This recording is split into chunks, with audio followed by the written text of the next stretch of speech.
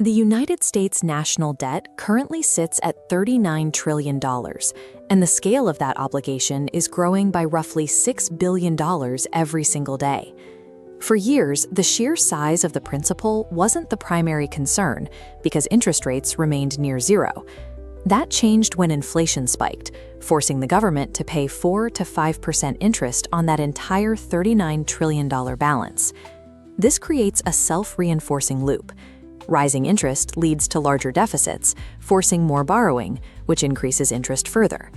By 2036, annual interest hits $2.1 trillion, an expense so large, covering it requires completely eliminating the national defense budget.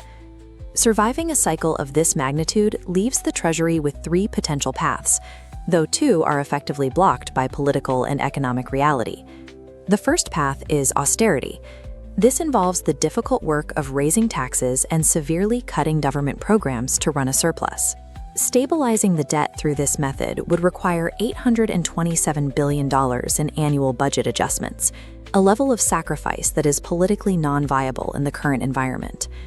The second path is a formal default, where the government simply declares it cannot pay its creditors back. A default on the world's primary reserve currency would trigger an immediate catastrophic collapse across international markets and global pensions.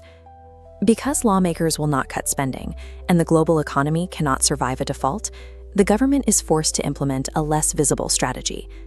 This leads to a policy known as financial repression, a strategy designed to shrink the value of the debt by allowing inflation to outpace interest rates.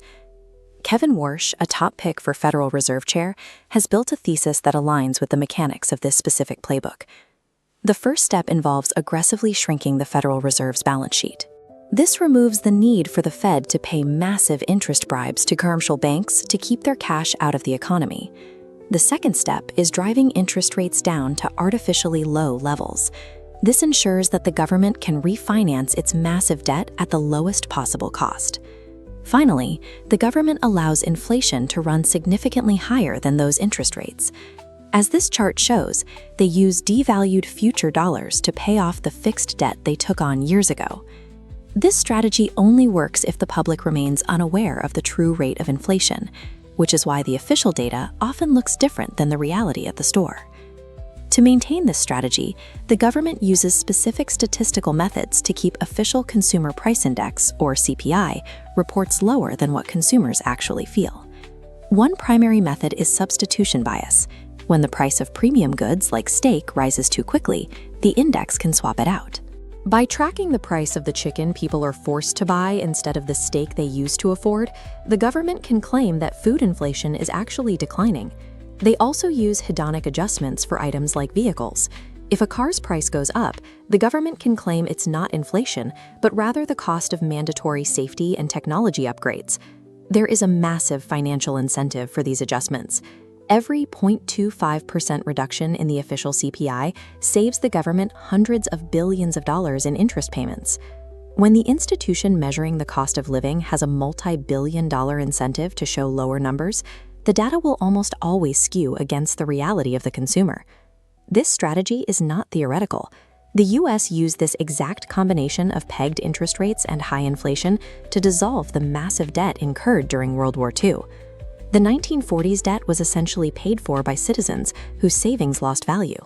Because inflation was higher than the interest they earned, their real wealth was slowly transferred back to the government.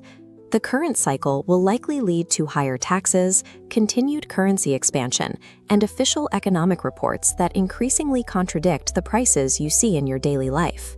In an environment with high inflation and suppressed interest rates, holding large amounts of cash is often the most significant financial risk you can take. To protect your purchasing power during this transfer of wealth, the goal is to shift out of cash and into assets that can safely outpace the real rate of inflation over the coming decade.